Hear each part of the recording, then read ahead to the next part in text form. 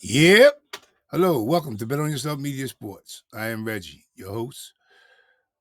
I just want to tell all those who out there before I get started, I truly appreciate y'all subscription. It does not go unnoticed, not for one moment. I truly appreciate y'all. Thanks a lot. If you haven't already, tell a friend to tell a friend about Bet on Yourself Media Sports. Hit the notification bell, hit the subscription, and hit that like button so I can help get this algorithm out to you and abroad. I truly would appreciate that. And furthermore, I would like to talk about today's short brief, the Eagles uh, salary cap, the Eagles interview coming up with Barry from the Packers, and I just want to hit on a few other topics in regards to the Philadelphia Eagles and spending money for linebackers and safeties. I think it's a must. So let's get right to it. Well, as y'all all know, Philadelphia Eagles are in a situation right now where the season is over for us, and we're looking forward to 2024 with the new hiring of Vic Fangio. Um, the defensive side is pretty much uh, a go, except for the fact that he might be going to bring in some of his own guys to help out on the defensive side, as far as linebacker coaches and special guys on that side of the ball. So, but other than that, Vic Fangio, he's probably going to run that side of the ball pretty much, and get the guys he thinks he needs to help him out on the defensive side of the ball. For the offensive side of the ball, they're taking their time, which is okay with me, and looking for OC to run the offensive side of the ball. There is a couple of different candidates that's been thrown out there. As y'all know, the guy Kingsbury. Now there's Kellen Moore, and so hopefully they can make a decision um, out of the group that they have been interviewing. There's a couple more guys on the list. They've interviewed Gerard from the Texans, the quarterback coach over there. He was another one. I believe they had him for an interview. So, there's a couple options they can go with doing that, but they're taking their time, which is much appreciated. So yeah, man, we got this list here of the free agents on the Eagles right now. And the free agent list is looking like this here. We got Fletcher Cox, BG, Mariota, DeAndre Swift, Boston Scott, Zach Cunningham, Justin Evans. Who else we got here? I missed it, lost it. Justin Evans. Wait a minute. Let me get it back. Justin Evans, Shaq Leonard, Sue Opeta, Rashad Penny, Zeke, Nicholas Morrow, Albero, Brandon Mann, uh, Jack Durshow, Sean Bradley, Quez Watkins, and Jack Stroll. Now, out of these guys here on this list, for me, I think that the Eagles should definitely bring back Braden Mann. I think he did his job. He did a well job for us. He helped us out in a lot of games this year as far as the punting. So I think he's a no-brainer in bringing back. Another one that I think they should try to go back and get, and I believe a lot of y'all would agree with me on this, is DeAndre Swift. Um, I think we should bring him back. The only person we got on the roster as a running back that's under contract is Gainwell. With Swift coming back, I think that'd be a great addition. According to and depending on who are they going to bring in as the OC. Now I believe the guy Kingler. I think the offense that he runs with backs that catch out the backfield, from what I looked at, I think he would definitely suggest to them to try to make a deal to bring Swift back into the foe. I would like to see him stay here in Philly. I mean, he had 1,000 yards, but I'm quite sure, if y'all all know, he should have had way more yards than that through this season. I think he should have had at least 1,400 yards this season if they'd have ran him properly. And that's a no-brainer to me, I believe. But we all know this outcome and the circumstances of that. Him not getting the ball enough in the game. So, Zach Cunningham, I'm 50-50 on him. He played fairly well for us. I believe he can come back. Morrow can go. Definitely we can let Morrow go. Albero is another one that I believe that we traded for him. I don't know what we gave up, a 7th round pick for this guy. Didn't do anything with him. The same thing we did with Penny. Never utilized the guy. But I think Albero is a guy that we can bring back and let this guy see what he could do at the tight end position. I liked him coming in. I thought that they were going to use him more than they did. But obviously, for some reason, you know how they are here. They didn't use the guy. But I think he's a talent in the making. I think he just need to get the reps. So camp come up. I believe this guy should make his name known for that position to keep a spot, because we got Jack Stroll. He's okay. He's a blocker. He's a good blocking tight end. So I think he'll be good to keep around also. And y'all all know who else we got there. Now, my case in point for Maddox. Um, we got these guys here. I'm going to speak on this early. I'm kind of skipping ahead of myself because I still didn't get the whole list of the guys that I think that the Eagles should like Justin Evans, Shaq Leonard. I think he can go. Sewell Opeta, I think we need to keep him around to help out on the offensive line. I think he'll be a good keeper. Boston Scott, I think he can go now. I mean, only thing we're using for punt return, we can get one of these new wide receivers that they signed out of the 20 that they signed yesterday, I believe it was. The 20 guys that they're gonna bring in for camp to upcoming season. So I think one of those guys can beat them out.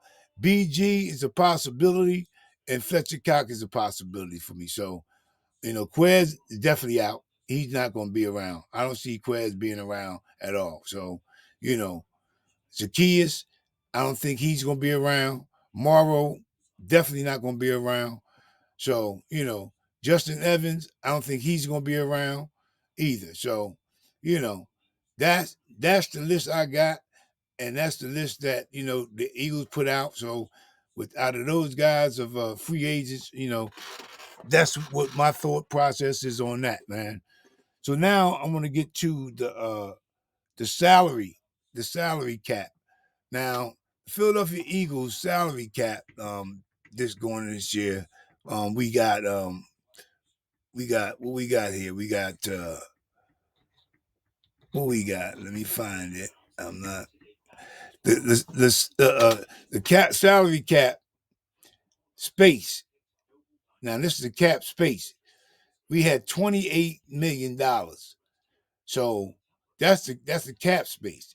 Now dead cap, we got $4 million and some change. So we'll be good either way. We can still loosen up a lot more money, letting go of a couple of guys I'm going to mention here in a minute. I think with the money that these guys are making, they could be we could utilize it in other places for needs on our team. And I believe these guys, y'all let me know what y'all think about the guys I'm going to mention, as far as the salary cap that should be removed from the team. Okay, I'm going to start off with let me see here. We not okay. I'm gonna start off with a good one. This is a nice one. How about we start off with Reddick? Okay, Reddick is making 16 million post cut. So if they restructure his contract, it'll be 11 million. So I think that's a good deal. And I think that he's probably more likely going to be a holdout next year, because Reddick's been in double-digit sacks for us in the past 2 seasons. And, I think he's worth the money. I don't think that would be somebody that they would let go. But restructuring his contract, I believe they may try to do that. You know what I mean? So you got Reddick, okay. Then we got the kicker, Elliott, okay. He's making 1.8 million restructured. His deal was, I believe, already restructured, so it's not much to go on with Elliott, okay. So with Elliott out the way, right now we come up with we got who we got here, Jordan Mailata, restructured 2.7 mil. So that ain't bad. Mailata, he I think he's worth more than that. But from where he came from to where he is today, what it was working with Mr. Stoutland, this guy's came a hell of a long way. So I'm comfortable with the restructuring of the 2.7 million with Mailata. I am. I'm truly am. Now, the one that I'm really concerned about mostly is uh Maddox. Post cut, now we got 7.1 mil. I don't think this guy is worth it. I think he should I think Maddox should not return. He stays hurt too much. He barely would have played if we didn't make it to the playoffs this season. He's a baller, but he's injury prone and he's a liability to the team in my eyes. I believe he's a liability.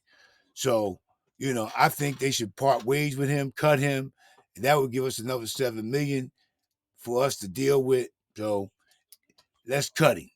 If you cut him now in June, we get the 7.1 million in our pocket. So that's a good deal. Okay. And then you talking about Kevin Byer. I think we definitely got to move off of this guy. I think Byer is a guy we definitely have to move off of. He's somebody that I believe I'm trying to find it if I do, yeah. He was 14 million, I think Byer was. I think Byer was 14 million. You really have to get rid of him. So you would have to get rid of Byer. I think Byer is a guy that he didn't show up the way everybody was always so hyped about the guy and what he could come in and do for us. I was really excited to have him, come in myself, be honest with you. But it didn't work out. For whatever reasons, the scheme, his age is catching up with him. We need to get younger back there in the defensive back there. We got a bunch of young guys. We got Battleship. We got Sidney Brown, but he's hurt, so he'll be coming off. So this is why I go back to say that Maddox and Byers is getting something like 14 million. That's another, that's in post cut. If by June cut, if we cut him, we could pocket that money. You know what I mean? So, there's a lot of money that could be made off of these guys being cut. Like I said, the Redx, the Maddox, and who else we had up there? I said Goddard. Well, he won't be getting cut. Goddard won't be getting cut. I think Goddard was 8 million, something like that. So he's doable, and plus he's a significant part of the offense at this time. But again, he's been injured 2 years in a row, missing ample amount of games for us. So we missed five games, I think, this year. Last year he missed around about the same amount of games with another situation he had last year. This year was the arm, which wasn't his fault. It happened during the game. The guy, did whatever he did or however it happened. Y'all seen it.